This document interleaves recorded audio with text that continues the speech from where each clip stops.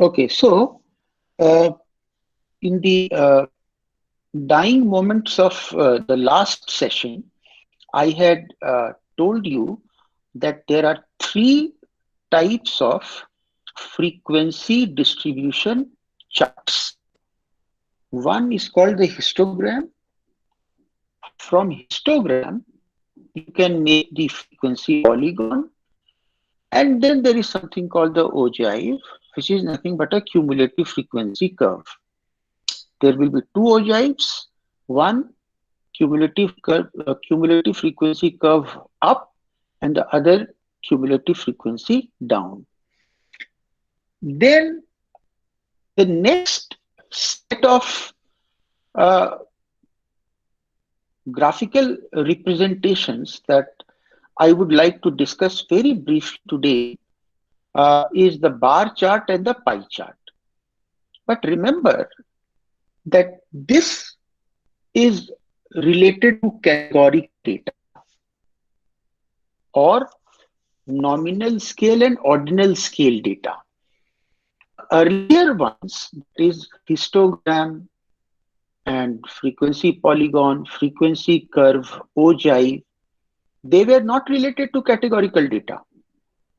They related to continuous data or interval scale data. Bar charts and pie charts are related to categorical data. Say, for example, take this one.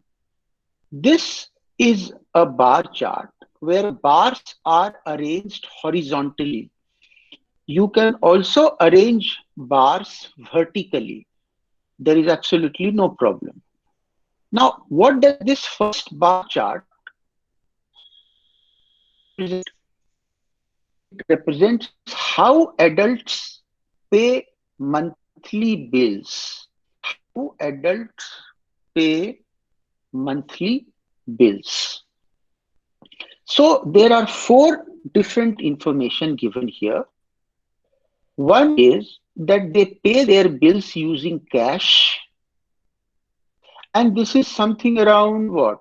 Around 15%. You can see that the length of this horizontal bar is around 15%. Then the second mode of payment is through check. So monthly bills are paid through check, and this is quite a lot. How much is this? This is actually roughly 54%, 54, 55%. Then how many people prefer to pay their monthly bills through online mode or electronic mode? This is roughly 28, 29%.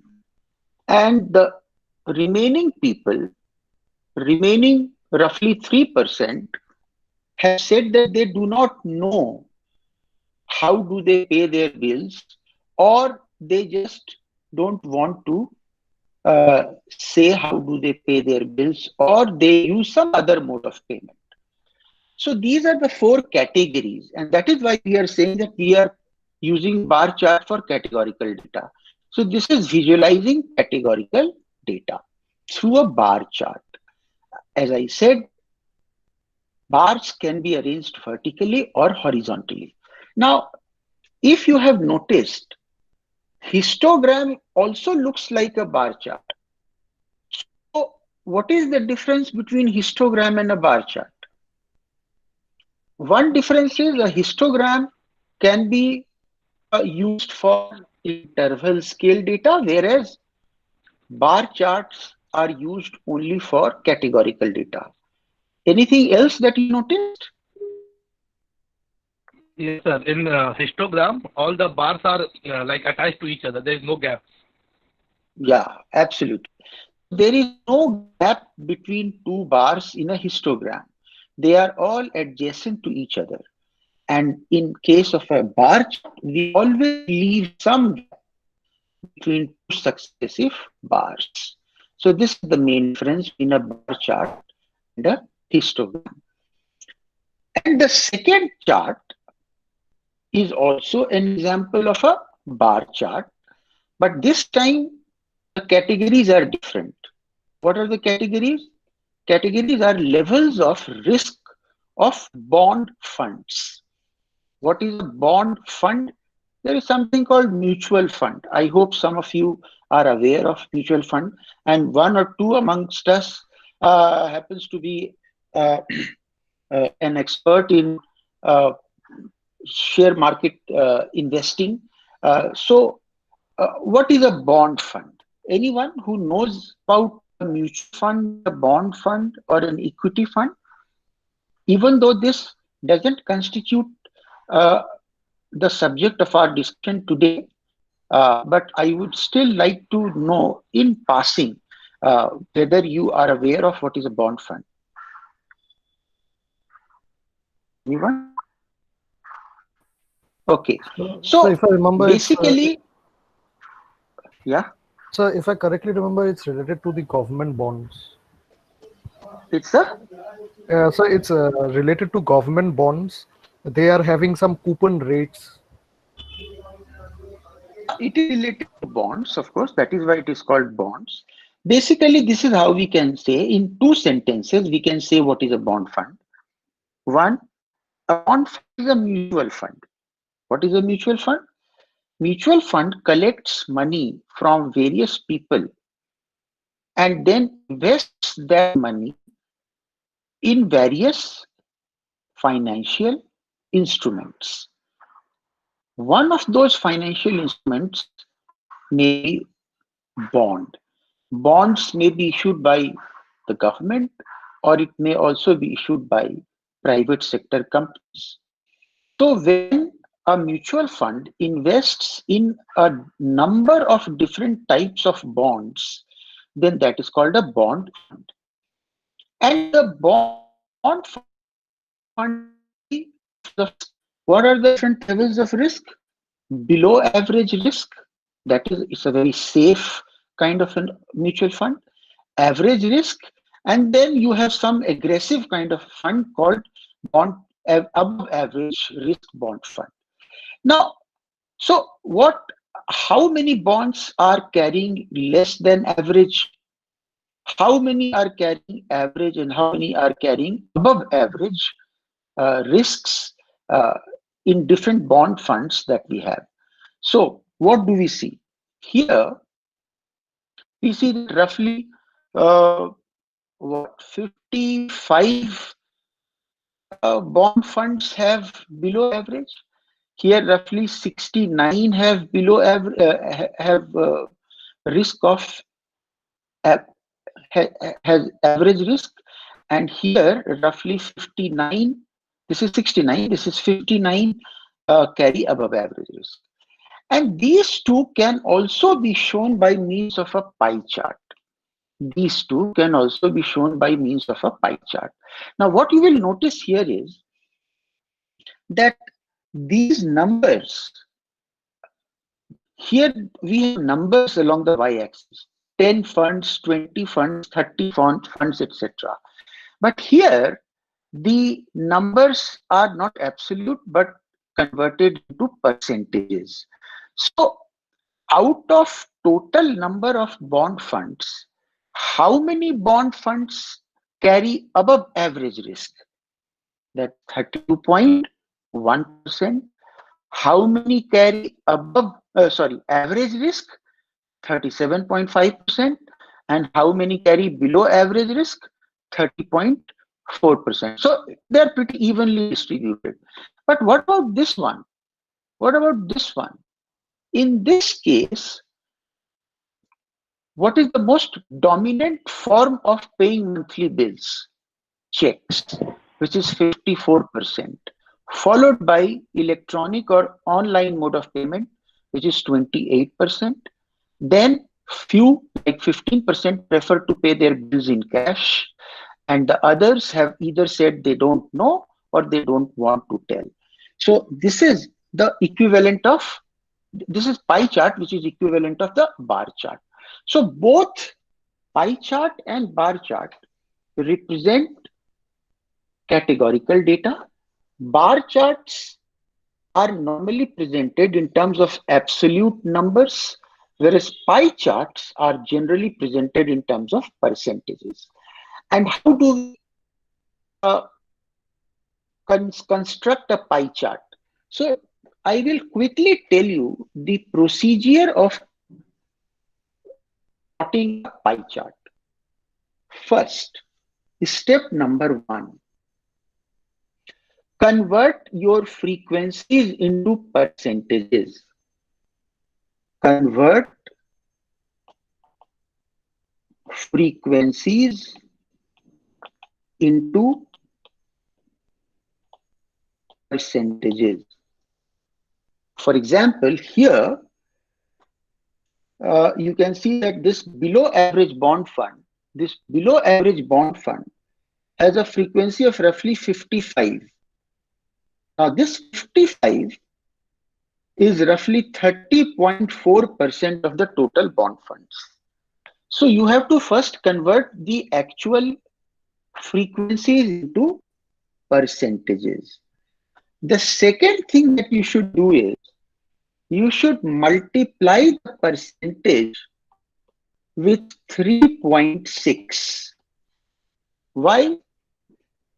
Any idea why do we multiply the percentages with 3.6? So it is 360 degrees. So if we convert to Yeah. percentage, so we get 3.6. Yeah. So we 100% convert equals to 360 degrees. Yeah, 100% equals to 360 degree. So we convert the percentages into degrees by multiplying the relevant percentage with 0.6. That gives you the degree.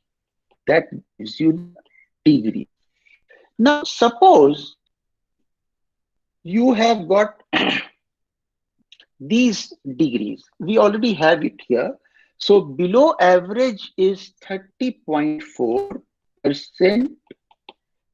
Then average is 37%, 37.5%. Above average is 32.1%. So once you multiply these percentages by 3.6, you get the respective degrees, and then you can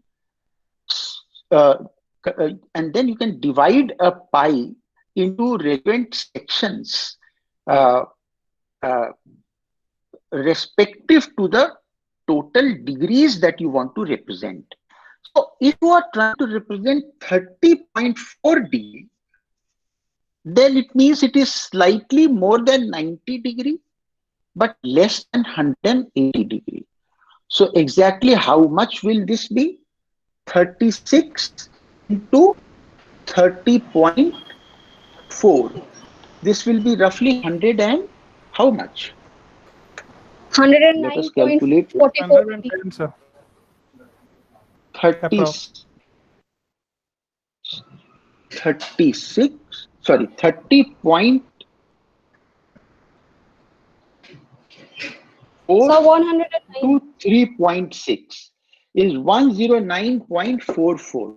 109.44.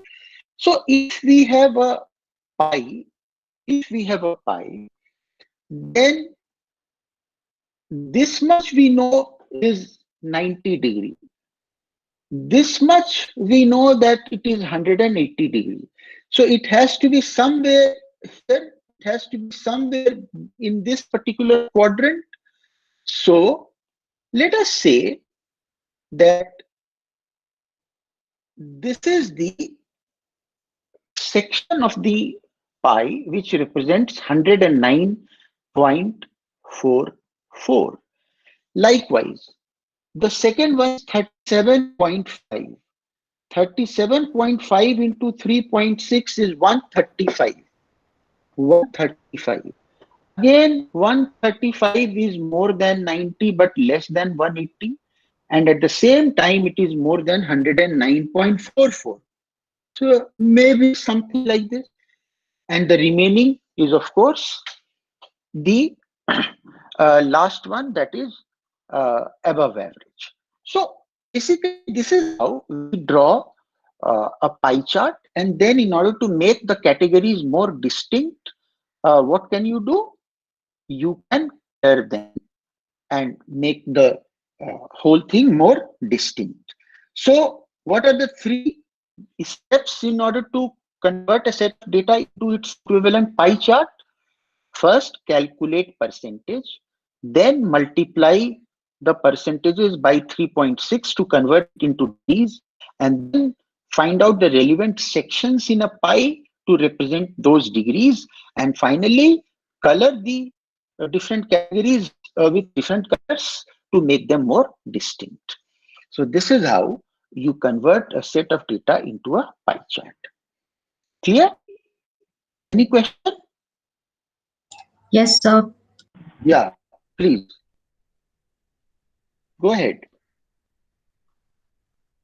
No, sir. Clear about things. That's what I Okay, was. fine. All right. Okay, thank you. Thank you. Now, the next two charts that we would like to discuss are time series plot and scatter plot. A time series plot is nothing but a line chart. This is nothing but a line chart where data are shown by means of a line or a curve. That is what it is. So if you look at this line chart, then you will find that there are a few dots. 1, 2, 3, 4, 5, 6, 7, 8, 9, 10, 11, 12, 13, 14. There are 14 dots. Each dot represents some value of X and some value of Y. So what do they represent? The first dot, as all other dots, represent time as is shown in the y-axis, the x-axis, and combined gross in $1 million on the y-axis. What is combined gross? This is data related to the revenue earned by a movie released in its first week. Total revenue earned by a movie released in its first week. So this is one movie which has got a gross of something like this. Then you can see that this is going upwards. It means that the gross or combined gross in billions of dollars is always rising. And this is related to time. So in 1996, the total amount earned by different movies combined was of roughly 6,000 or slightly less than $6,000 million. But by 2008 or 2009, this has gone beyond $10,000 million, beyond $10,000 million. So what does it show? That the total money made by all the movies combined has gone up over a period of time. So this just shows you the different pattern. So had it been a downward sloping line, had it been a downward sloping line like this, had it been downward sloping, it would have meant that the combined gross in millions of dollars is falling with time. But this is not so. Likewise, you have something called the scatter plot. What is scatter plot? So let me give you a very simple example of a scatter plot. Say here you have revenues, here you have revenues, and here you have value. Revenues, and here you have value. So there are different values, say 5, 7. So let us consider it as X, and this is Y. 5, 7, 6, 7, 8, 9, 10. This is 8. This is 6. This is 9. This is 12. This is 11, and so on. So these are the various data of X and Y. So the first point in a scatter plot will be a combination of 5 and 7. Second will be a combination of 6 and 8.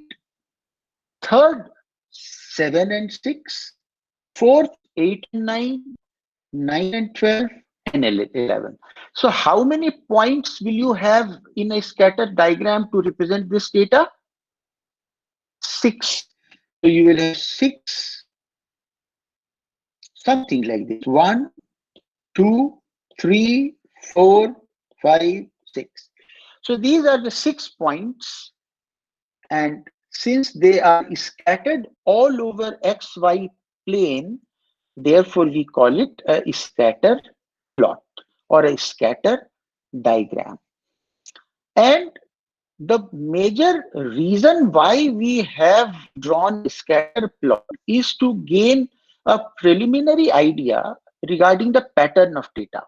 So if you have something like this, what kind of a pattern do you think you are finding from this? Upward sloping pattern or downward sloping pattern? So upward sloping. Upward. Upward sloping. So you can really see that it is upward sloping. How will a downward sloping scatter plot look like? Something like this. This is a downward sloping scatter plot.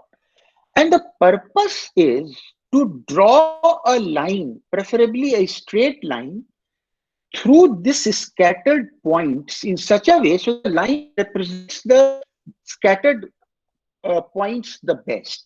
So suppose this is a line we have drawn, and this is what we call the line of the best fit. The line of the best fit.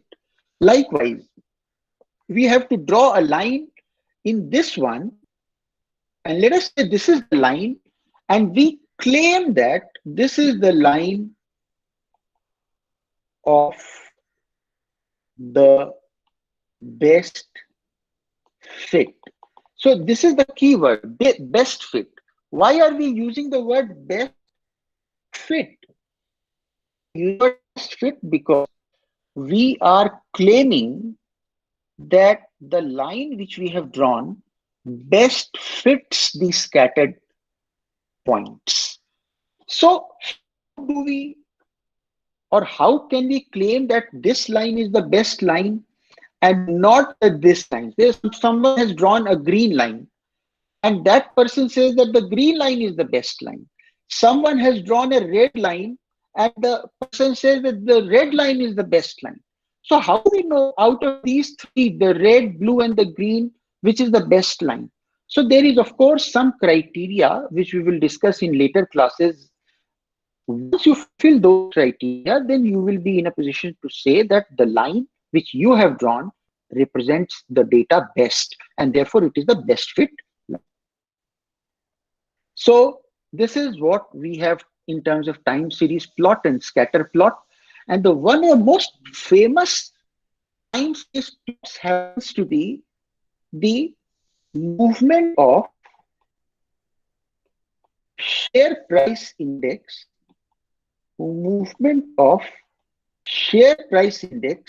over time. This is the best, one of the best, and the most widely used reasons of a time series plot. So today, after class hours, you try to get a time series plot of Nifty. Time series plot of Nifty for what period? From 1st January 2020 till yesterday. Yesterday means that was 25th of August. So this, you have to collect the data on the value of Nifty closing prices, closing value of Nifty since last 8 months, and you have to plot the values against time, and you will find something very, very interesting. Very, very interesting. Something like this. You will find something like this. Something like this. Initially, what does it mean? Initially, it is going up, and then COVID is struck. Because of COVID, it fell drastically. And then something happened which we do not know. It started to go up. And today we are in the middle of a bull run. Bull run means that the stock markets are going up. So you should get something like this in terms of a time series plot. If you plot the Nifty values against time during the last 7 or 8 months. Okay, so this is about time series plot. And also one thing about scatter plot. Scatter plots are used mainly to find out or to identify relation between two variables. Relation between two variables, X and Y. X and Y. If you find that there is an upward sloping pattern, you can say that X and Y are positively related. If you find that there is a downward sloping trend, then you can say that X and Y are negatively related. But it's quite possible that you may get something like this. Something like this, which is circular in nature. So you do not know whether it is upward sloping or whether it is downward sloping. Or what if you get something like this? You again do not know whether it is upward sloping or downward sloping. So in that case, you can say that there is zero relationship between X and Y. But of course, I'll have a lot more to say about this when I'll discuss with you correlation and regression, but not right now. So I just wanted to tell you about these plots, and you have to learn on your own something which is very, very widely used today in writing research reports, box and whiskers plot. And I have seen my students are in the past very liberally using Pareto charts, very liberally. And this is one of the most wonderful, ways of representing data. And Pareto charts are probably the best form of data representation for COVID-19 data. If you want to represent COVID-19 data, then Pareto charts are the best, and they will help you in determining the strategies to combat COVID-19. So I will advise each one of you to kindly look for information on Pareto chart and figure out what is so special about it and why in the present circumstances coronavirus kind of can be represented using Pareto chart. So that's all about graphical representation. I have some exercises lined up for you, and this is what I would like you to do, because this will prepare you for times ahead. What you have to do with this simple raw data, you have to prepare a simple array, that is, just arrange the data in ascending order. Just sort the data in ascending order. And then present a frequency array. That is, say 2760 is one value. How many times 2760 has happened? Let us say this is 3370. How many times this value has happened? How many times 7310 has happened? So this is called frequency array. And then you construct a frequency distribution like 2000 to 3000, 3000 to 4000. I'll leave it up to you to decide what will be the interval of your class and how many classes will you have. But just remember one guideline which I had given to you in my earlier class, and that was that you should try to figure out as many classes as will make your pattern of frequencies regular, not jagged or inconsistent. And also you have to do cumulative distribution, because unless you have drawn a cumulative distribution of less than type or more than type, that is up and down, you will not be able to draw an ogive. So draw a histogram, polygon, ogive, and also a frequency curve. And also a frequency curve. Remember what is the difference between a frequency curve and a frequency polygon? Do you remember that? Yes, sir. What is that difference, ma'am? Yes, sir. So in frequency polygon, we use straight lines to join the midpoints of the that we get through a histogram, whereas in a frequency curve, we actually use a curve to join Great. those points. So we use a smooth freehand curve in order to get frequency curve. So kindly do that as well. And can anyone tell me what is the purpose of drawing a polygon, a histogram, or a frequency curve?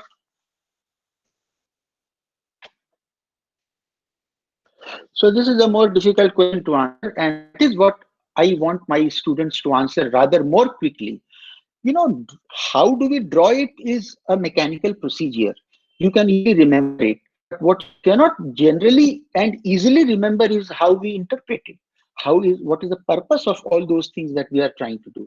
So remember, when you convert a set of data like this, if you convert a set of data like this entire thing in terms of a frequency polygon or a histogram, then you will get to know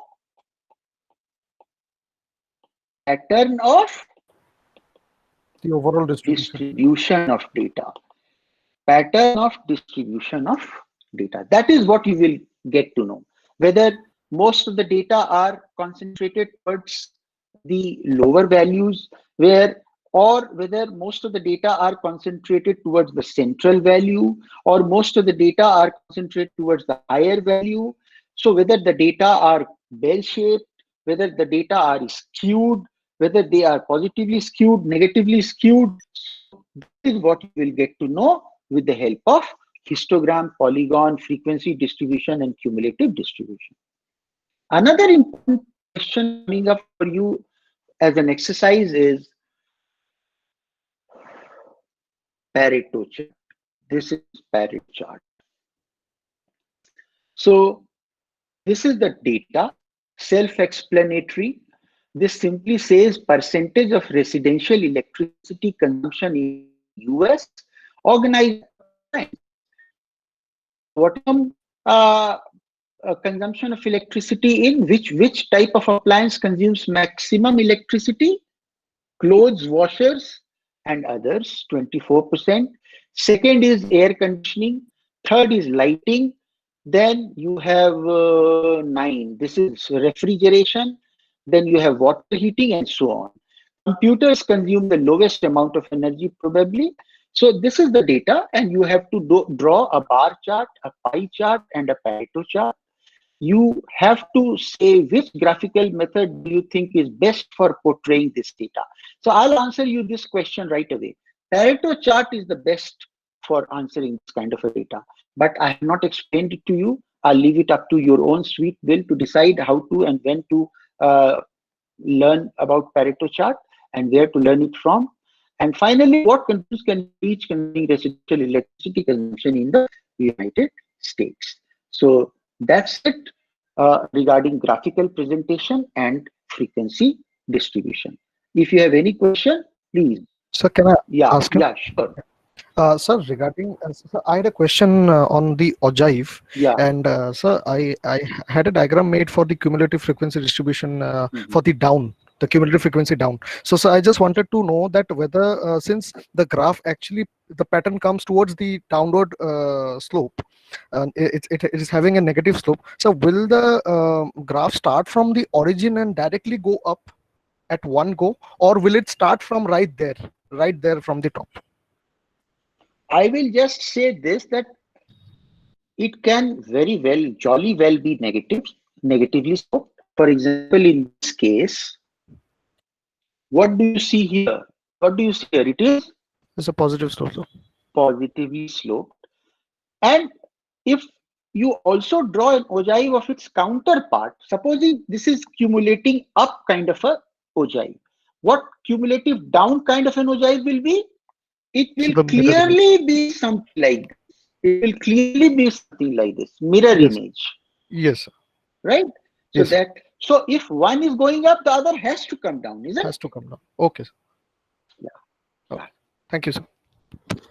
Thank you. Anything else? And one important advice that I can give you is, that you should not only know how to draw, you should also know when to draw what. Can you repeat what I have said? How to draw and when to draw what? Shouldn't just Not how that. I to draw. didn't say that. We shouldn't just know how to draw it, but we should also know when to use what. When to draw what. So how do we answer the second part of the question? When to draw what? So when do you draw a bar chart or a pie chart? So for the Sir. nominal and ordinal data. Categorical data. Categorical data. Yes, when you have categorical data. And what is the other name for categorical data? Nominal. Nominal scale. Discrete data. Nominal scale. Yeah. Qualitative. Scale, ordinal Qualitative. scale. What is the other name for collective name for nominal and ordinal scale? Qualitative. Qualitative data. So basically, what are we saying? That if your data are qualitative, what should you draw? Bar chart and pie graph. Bar chart and pie charts. If your data are continuous or interval scale data, then what can you do? So histogram, frequency distribution. Histogram, frequency polygon, frequency curve, OJAP, right? You can draw these things. And when do you draw the Pareto chart? That is something which you will answer later on. Okay? Okay, sir. So do I expect each one of you to have learned Ogive and Pareto chart by the time we join quantitative statistics classes day after tomorrow? Yes, sir. Absolutely. Yes. Majority of you to get yourself familiar with those. All right. And also one more thing. Sorry, I have forgotten. Is the other one which I asked you to learn on your own? Please, in such a hurry. Box and whiskers. What was that? Box Yes, box and whiskers plot. How to draw Box and whiskers plot. And I can just share with you how does it look like. I will just share with you how does it look like. It looks like this.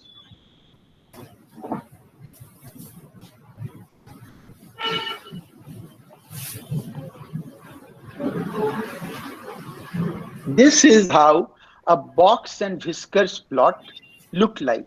So is it similar to slightly candlestick? difficult. It is sort of candlestick, you can say that, but candlestick is not exactly box and whiskers plot, I believe. Candlestick is not. So basically you have to learn box and whiskers plot, but you can learn it only if you know a few other things like mean, median, mode, then first quartile, third quartile, then only you will be able to learn box and whiskers plot. So I do not really expect you to learn box and whiskers plot right away. But if you wish to, you are most welcome. But if you fail to, will not be negatively impacted simply because you need a lot more information in order to learn box plot than what we have discussed in the classes so far. So that concludes our session today. And then we go to the next part of our discussion, and that is what? Measures of central tendency. That is what we will discuss next.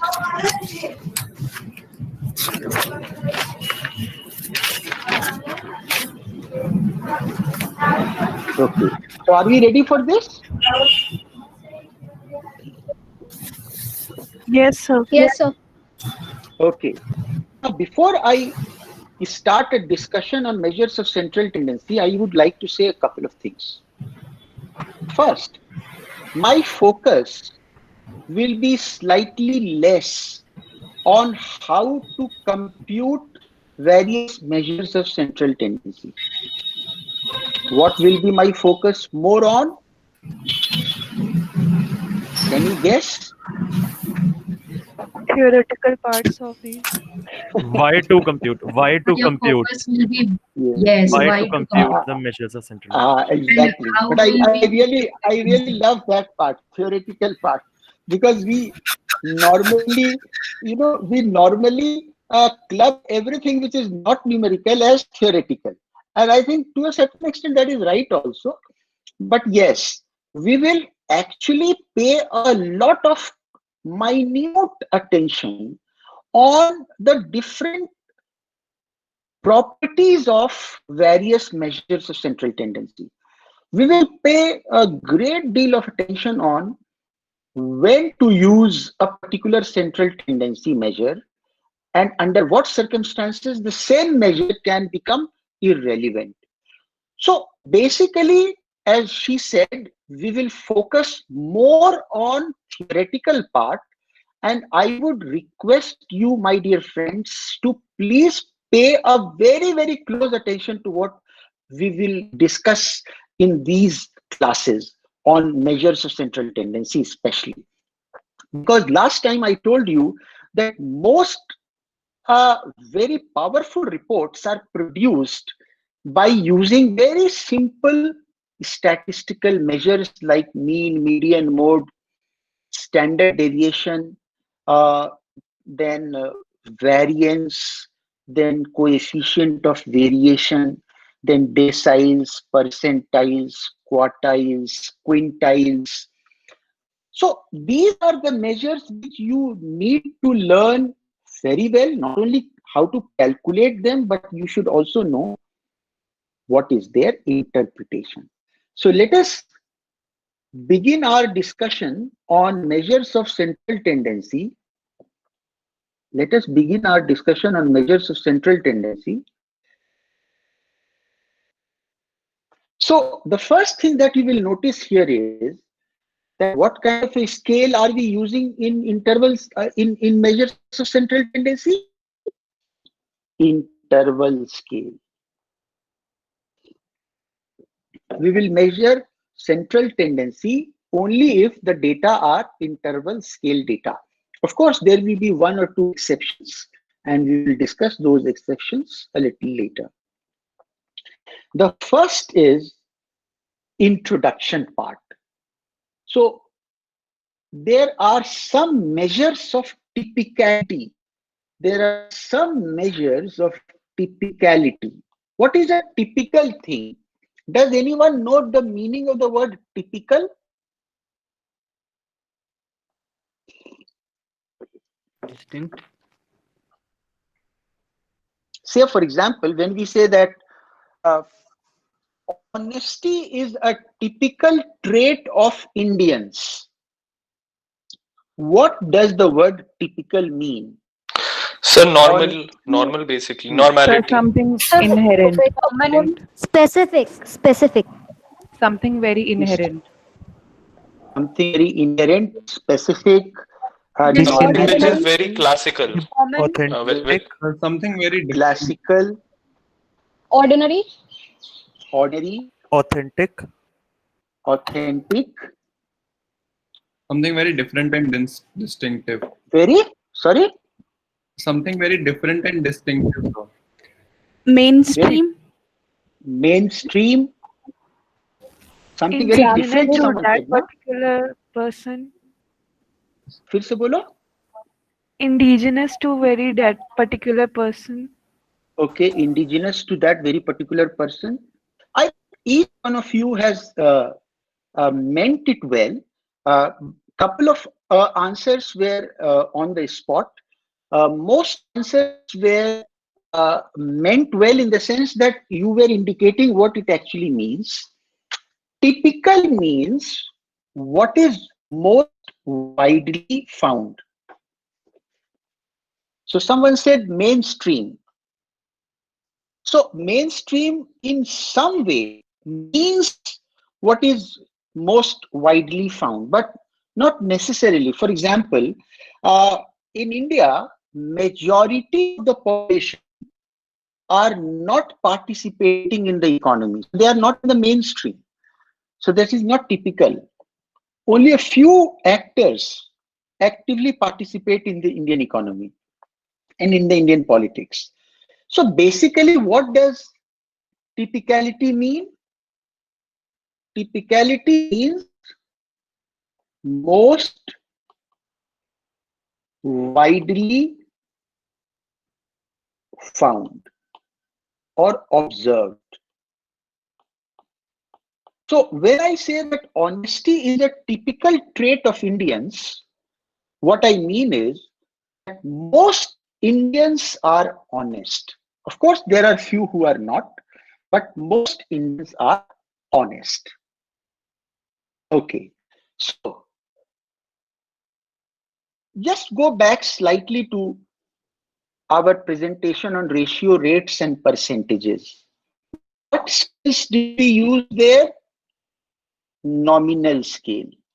So the first thing that we have to say about introduction of measures of typicality is that nominal scales can easily be summarized in terms of ratio, proportion, percentage.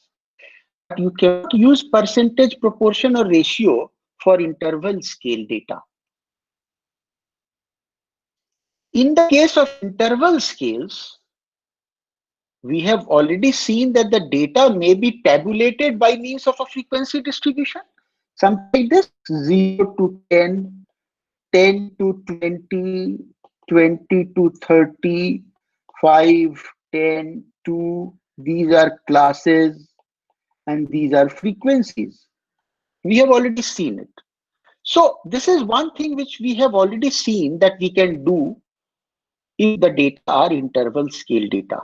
We have also seen that we can draw a histogram like this of interval scale data, or we can draw a polygon.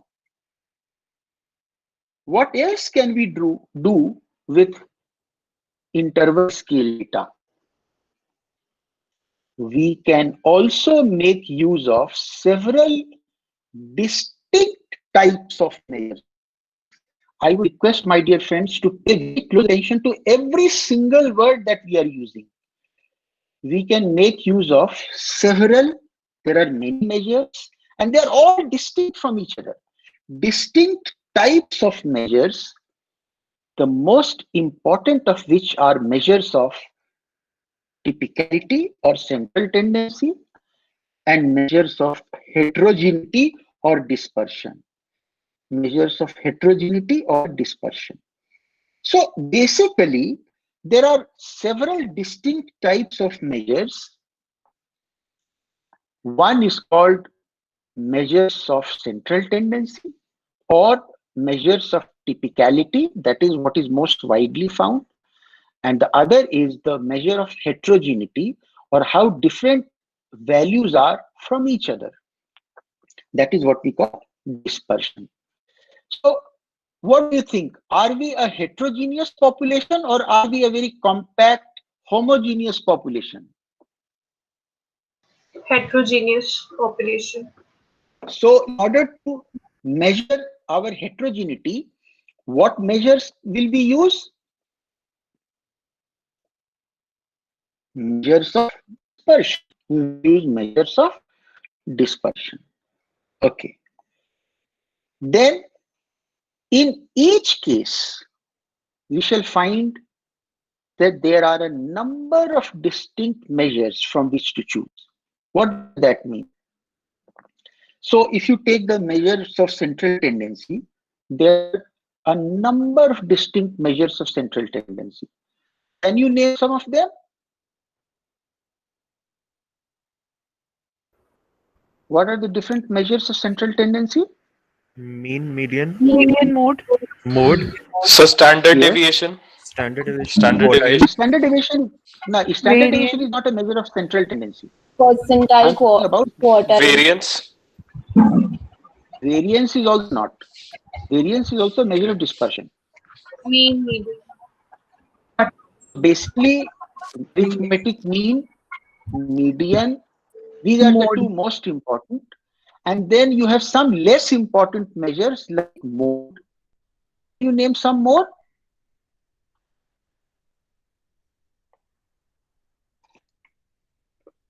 Okay. Harmonic mean, heard of it? Sir, Yes, sir. Any other mean that you are reminded of after listening to sir, harmonic mean? arithmetic mean, geometric mean, Arithmetic mean तो हो गया ma'am. और geometric mean, geometric mean, yes, geometric mean. Any other mean? Harmonic mean. Harmonic mean, geometric mean, then weighted arithmetic mean. Yes. sir. Then Yes, you sir. have something called locational or positional measures. For example, deciles, quartiles, percentiles.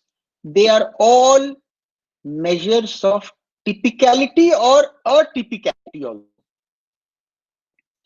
And then there are several measures of heterogeneity or dispersion. Can you name some of them? Several measures of Sir, heterogeneity. standard deviation, Yeah. Deviation and absolute deviation. variance, Mhm. Yes. Deviation. Range, Range. then coefficient of variation. So there are several. Style deviation. Skewness. Right.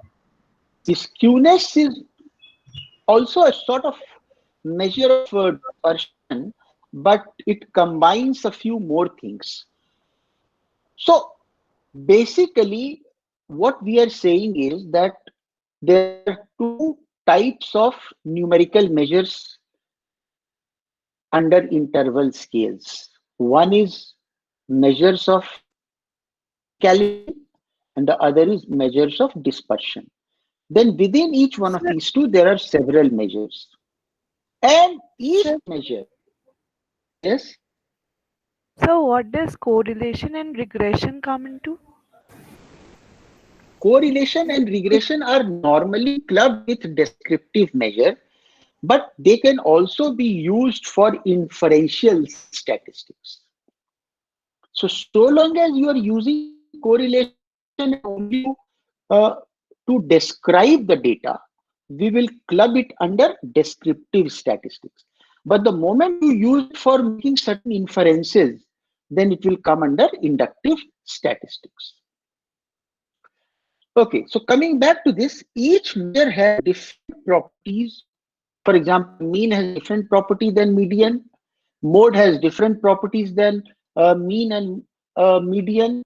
It has certain advantages, certain disadvantages. So every measure has its own advantages and own disadvantages and own properties. And it's a fascinating thing. And we will come to that a little later. Then let us turn to the concept of average. We are using the term average on almost a daily basis. What is, by the way, average? What is an average? What is the layman's conception of the term average?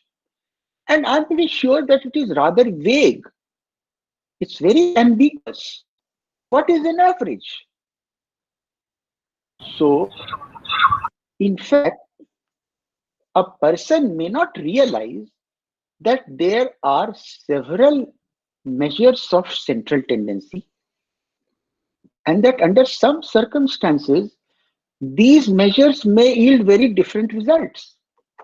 Say, for example, suppose you have these data 2, 7, 14, 16, and 216. These are the 5 pieces of information. What is the average? Tell me. Anyone who would like to quickly calculate and tell me what is the average of these 5 numbers?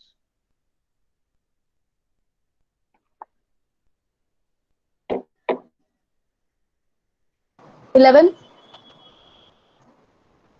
11 तो हो ही नहीं सकता ma'am.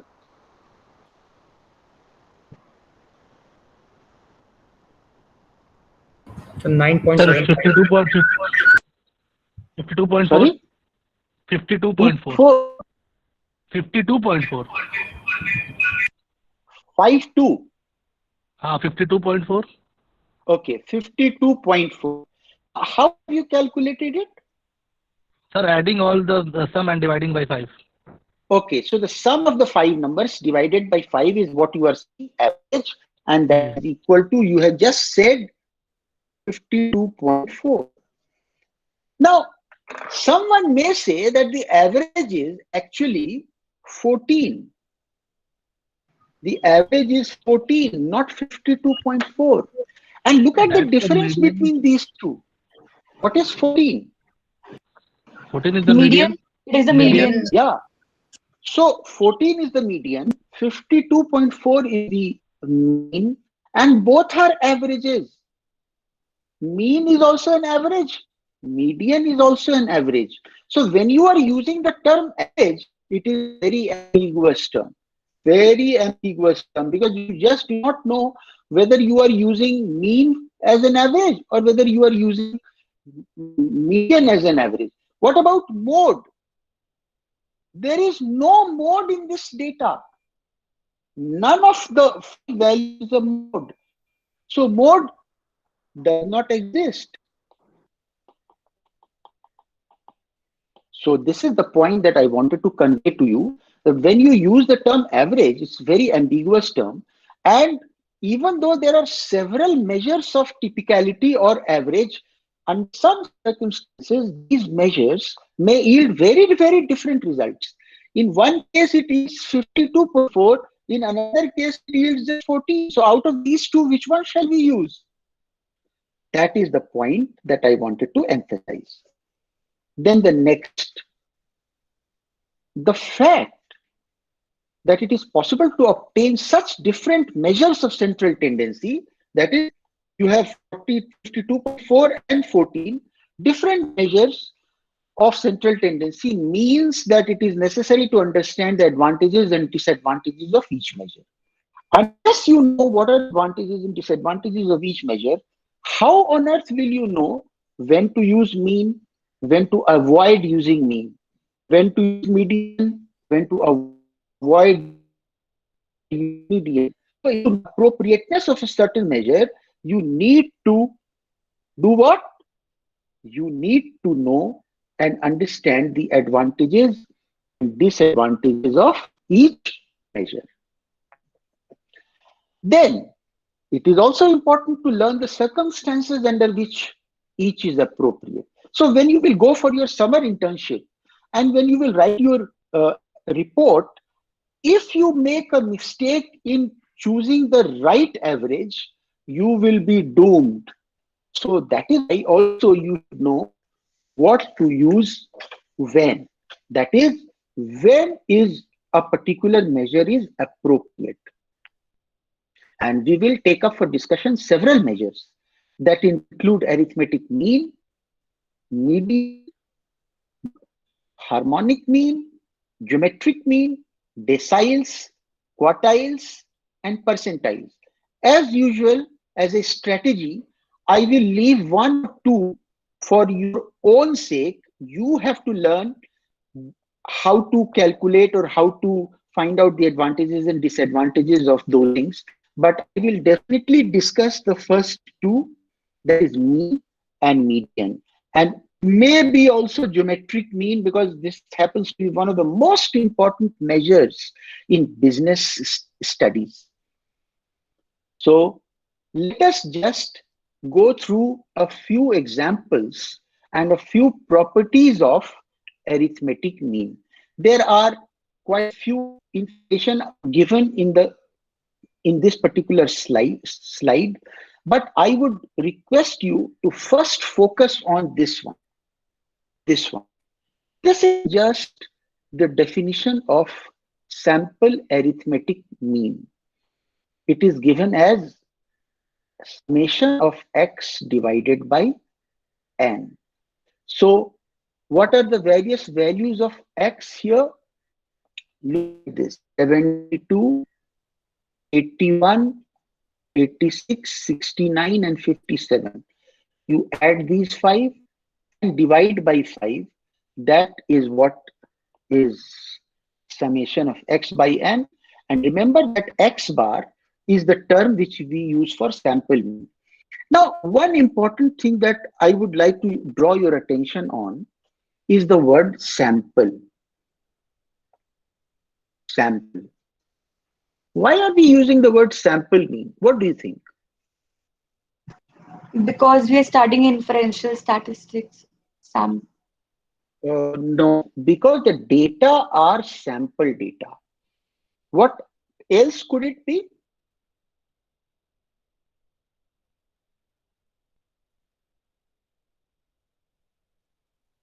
It could also be population data. And what's the difference between population data and sample data?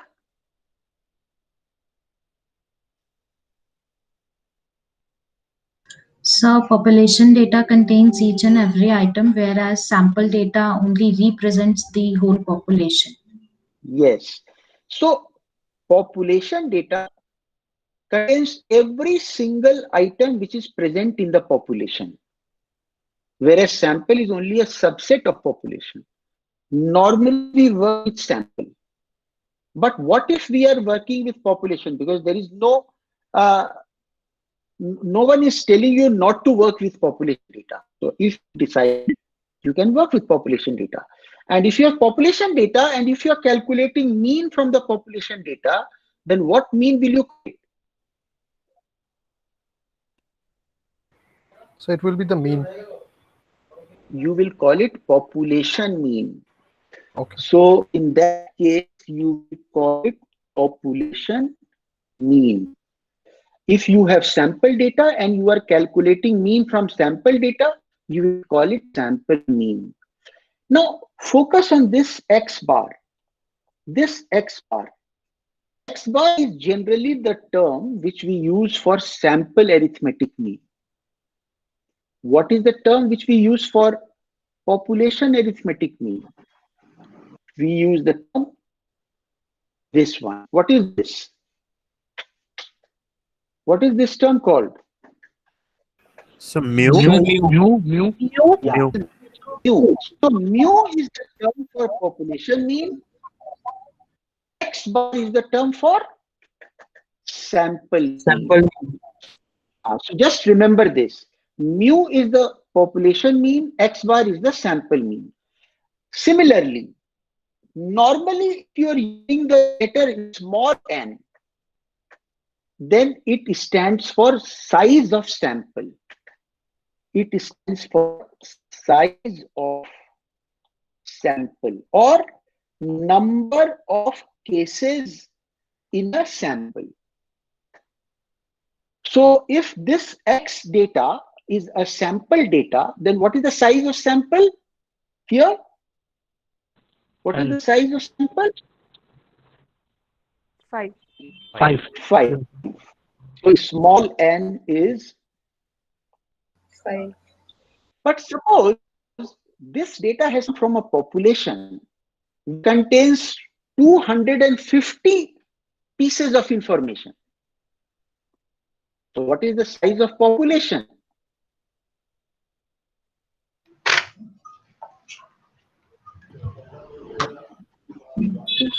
$250.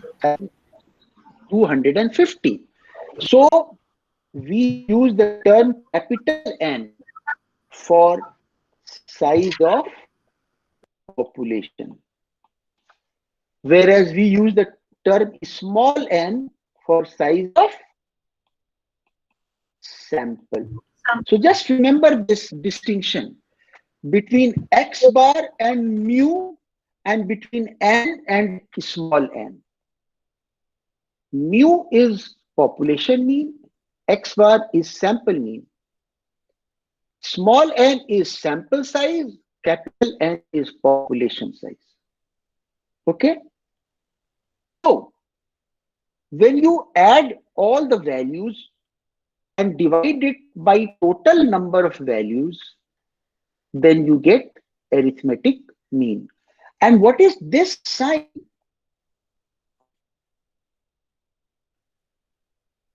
Summation. This is the sign of summation.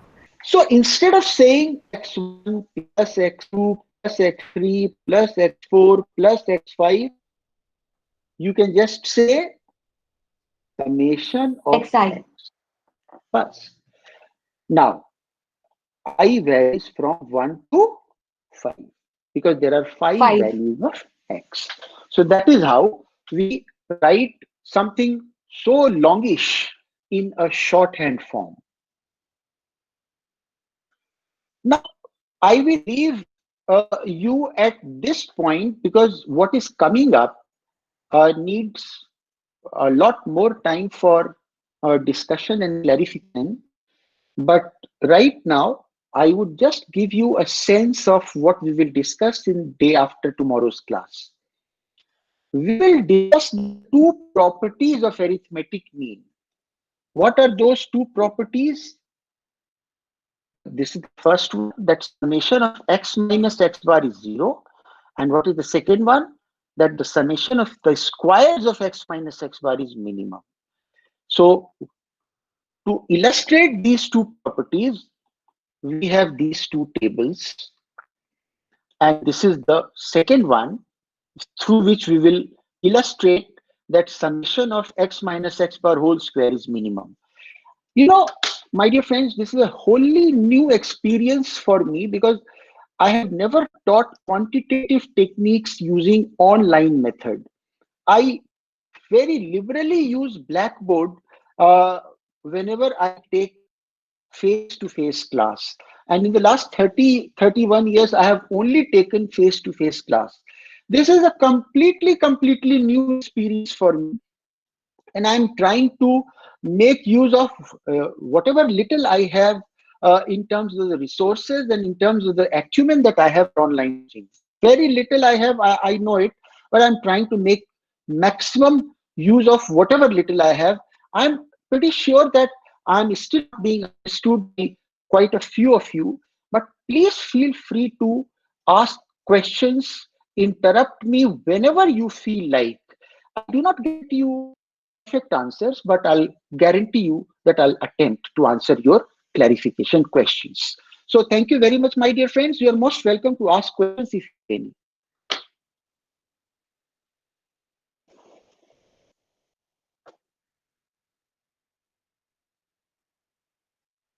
Do you have any question?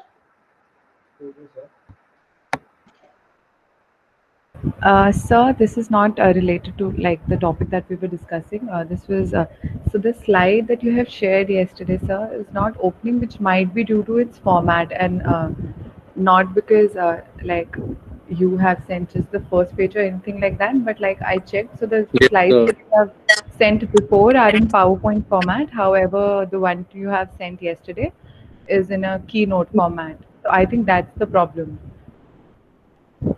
Okay, so that is in fact a Keynote format, but you are not able to open it? No, sir. No. So only the first page is visible. No, sir. Only the first. Okay, we can do the first slide. I got it. So what I'll do is I'll convert the format into PowerPoint format and then resend it, right? Okay, sir. Okay, sir. Thank you, sir. I'll do that. Sir, attendance. I'll surely do that. Sir, Yeah, attendance. attendance I'll take. Yeah, attendance I'll take.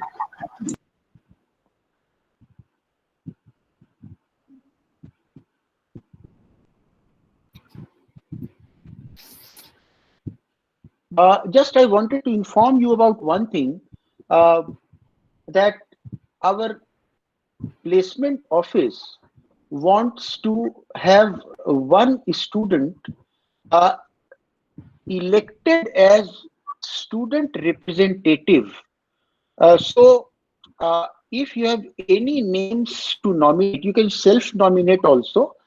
You can self-nominate. You just nominate yourself or others for this thing, for students representative of placement office, and then elections will take place if required. If you select someone unopposed unanimously, that would be the best thing. But if you have more nominations than one, then of course elections will become necessary. So maybe we will use some form, some or the other kind of online form to conduct elections. But in the meantime, you just send your names to Mr. Akshat or Mr. Mrinal of second year. I hope you know them already, or I was told that you will have some session with Akshat today. I was told by Akshat. Yes, sir. That is So- Yes, sir. Yes, Yeah. at 2:15, sir. At 2:15. So by that time you decide who will be the right people to nominate for this job, and then if there are more people, then we will go for elections. And I have collected the attendance. Thank you very much. God bless you. Take care. Take very good care of yourself. Thank you. Thank very Thank much. you, sir. Thank you, sir. Thank you, sir. Thank you, sir. Thank you, sir. Thank you, sir. Thank you, sir. Thank you, sir. Thank you. Just a moment, Suman. Is Suman Kumari around?